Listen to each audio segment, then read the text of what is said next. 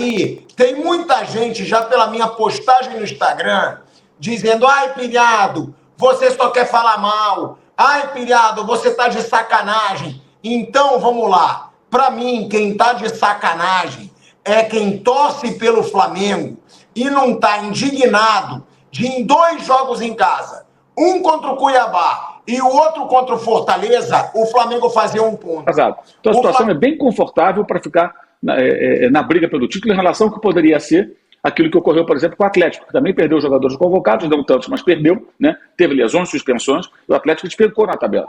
Tomou de 4 em casa do Palmeiras e do Flamengo, 4-0, 4-2.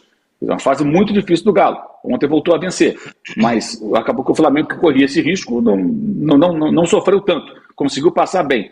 Eu acho que, analisando o combo, ótimo. Os 2 jogos, péssimo, e o Tite tem muitas coisas para pensar nesses 9 dias. Ontem... Eu sempre falei que a ideia do Flamengo durante a Copa América era não se distanciar dos líderes, do pelotão de cima. Mas, de maneira geral, o desempenho do Flamengo foi muito bom durante esse período aí da Copa América. Fala, nação rubro-negra! Sejam todos muito bem-vindos.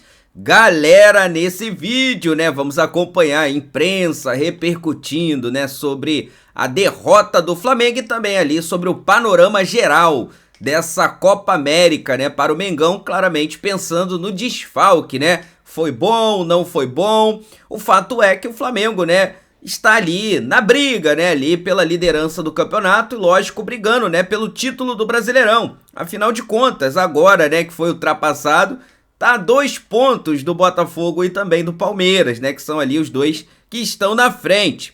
Pois bem, depois que acabar aqui, né, passar o vídeo aqui para vocês, eu vou dar um spoiler, né, e vou falar aí sobre os jogos do Flamengo, né, nesse Campeonato Brasileiro, beleza? Vou deixar aqui, galera, os créditos, né, pro canal do Pilhado, pro canal All Sport e também ali para o Vene Casagrande, beleza? Sem mais delongas, vamos acompanhar, né, o que a imprensa repercutiu e falou, né, sobre a derrota do Flamengo para o Fortaleza. Não foi nada legal, né? Mas também não é nada de terra arrasada. Roda aí, produção!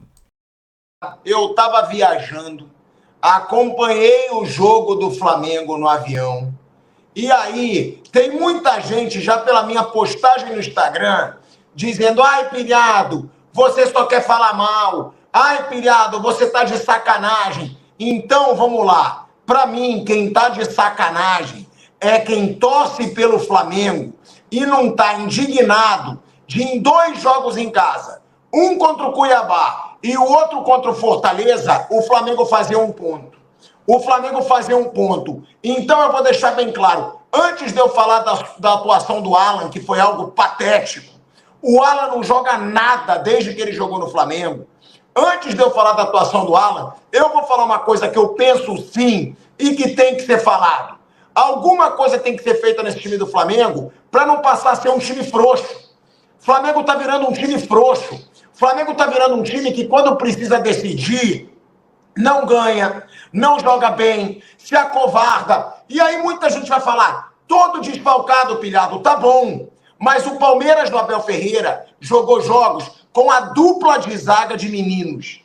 A dupla de zaga de meninos jogou pelo Palmeiras. Murilo fora, Gustavo Gomes fora, Dudu estava fora, Richard Rios fora. E o Palmeiras do Abel Ferreira mantém uma regularidade. Então eu vou deixar uma coisa bem clara. O Palmeiras do Abel Ferreira é regular.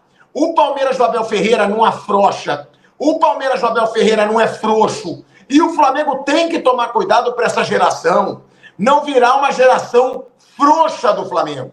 Eu estou sendo bem claro, e é o que eu acho sim. Alguma coisa tem que ser feita. Para começar, eu acho o Abel Ferreira muito mais treinador que o Tite.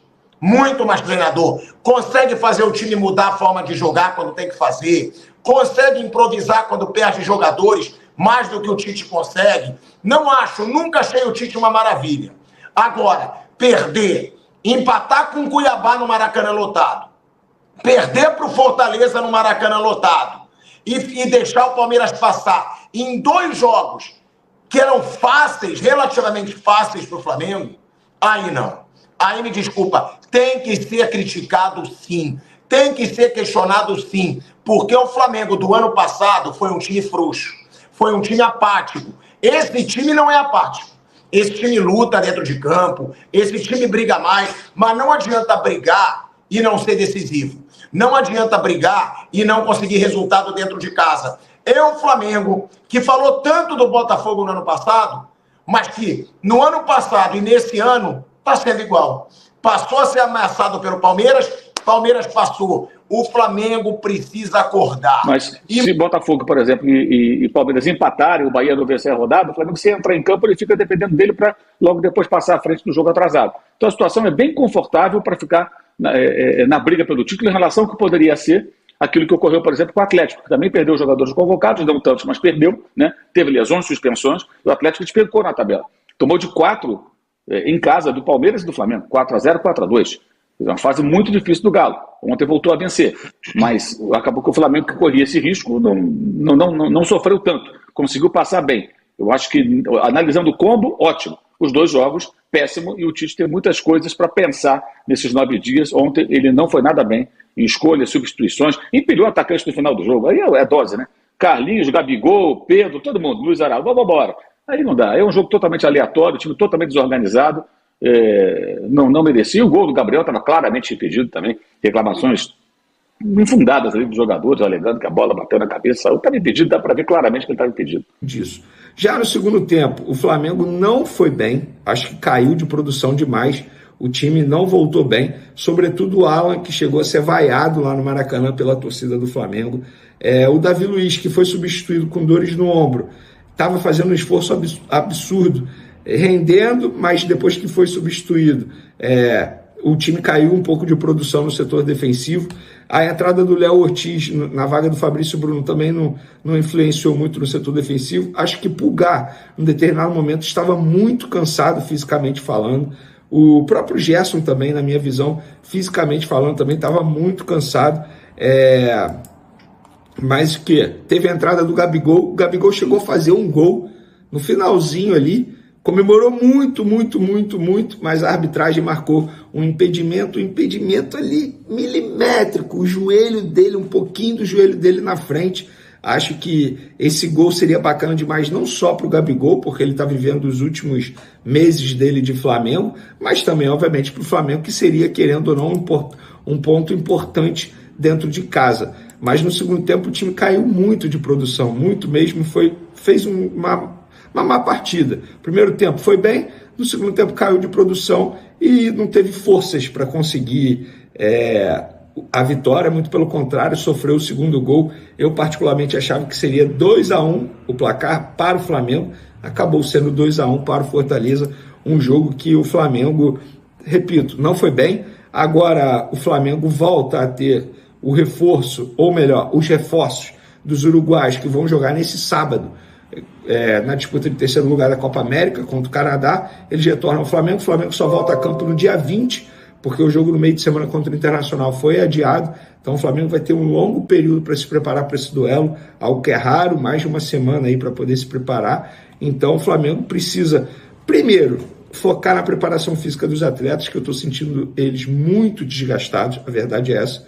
Eu sinto que os jogadores estão cansados, mas de maneira geral, se a gente for parar e analisar, nessa guerra que foi para o Flamengo durante a Copa América, sem muitos jogadores, inclusive por conta de lesões, o Flamengo sai muito bem, obrigado. Eu sempre falei que a ideia do Flamengo durante a Copa América era não se distanciar dos líderes, do pelotão de cima. O Flamengo até essa rodada era o líder, porque agora com essa derrota para o Fortaleza e a vitória do Palmeiras, o Botafogo está jogando nesse momento, pode ultrapassar o Flamengo também, mas o Palmeiras já ultrapassou porque venceu o Atlético Goianiense por 3-1, mas de maneira geral o desempenho do Flamengo foi muito bom durante esse período aí da Copa América. E aí, galera, o que vocês acham, né? Vocês acham que realmente foi bom, né, esse desempenho do Flamengo nesse período de Copa América? Você acha que o Flamengo não correspondeu, né, aquilo que poderia, empatando 2 jogos teoricamente fáceis, né, e perdendo para o Juventude, que também não é um time tão forte assim, mas o Flamengo tem um grande problema em jogar em Caxias do Sul. Cara, meu parecer final é o seguinte, que o Flamengo passou bem aí nessa Copa América sem os seus principais jogadores, mas que sucumbiu nesses 2 jogos do Maracanã. Júnior, mas e o Juventude, aquela derrota? Cara, 27 anos que o Flamengo não vencia lá, não vence lá, né? Então, assim, tem bastante tempo, não é de agora, é um ambiente complicado, mas esse jogo contra o Cuiabá e contra o Fortaleza, cara, pra mim não tem desculpa, tá? Pra mim o Flamengo deveria ter vencido o jogo, né? Não poderia desperdiçar esses 5 pontos. Pra mim, tá? Foi um momento bom nesse período de Copa América, conseguindo ali um bom aproveitamento, mas poderia ser melhor se o Flamengo tivesse conseguido esses 5 pontos que deixou na mesa, né? E não vai recuperar, tá? São 5 pontos irrecuperáveis. Esse daí que o Flamengo perdeu no Maracanã. Agora, tá perdido? Claro que não. Se você parar para analisar, os 3 próximos jogos do Flamengo são muito melhores, né, do que os jogos de Botafogo e Palmeiras. Inclusive, eles terão confrontos diretos, que é na próxima rodada. O Flamengo enfrenta o Criciúma e aí um dos dois já vai tropeçar. Ou até os dois, se empatarem. Se empatarem, o Flamengo já empata de pontos se vencer o Criciúma em Brasília. Depois, o Flamengo, né, vai ter aí mais um jogo fora e um jogo em casa. E Botafogo e Palmeiras terão ali, né, jogo fora. Ou seja, o Flamengo nesses 3 jogos tem 2 jogos em casa e um jogo fora. O Palmeiras tem 2 jogos fora e um jogo em casa. O Botafogo tem 2 jogos fora e um em casa. Ou seja, a tabela para o Flamengo nos próximos 3 jogos é favorável.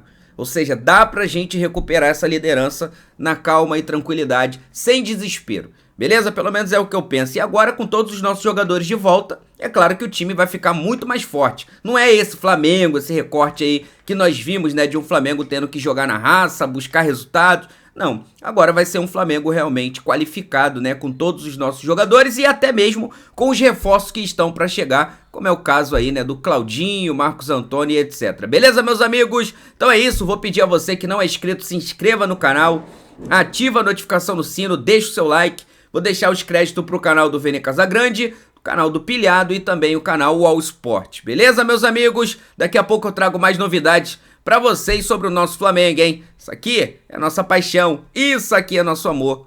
Fui, nação!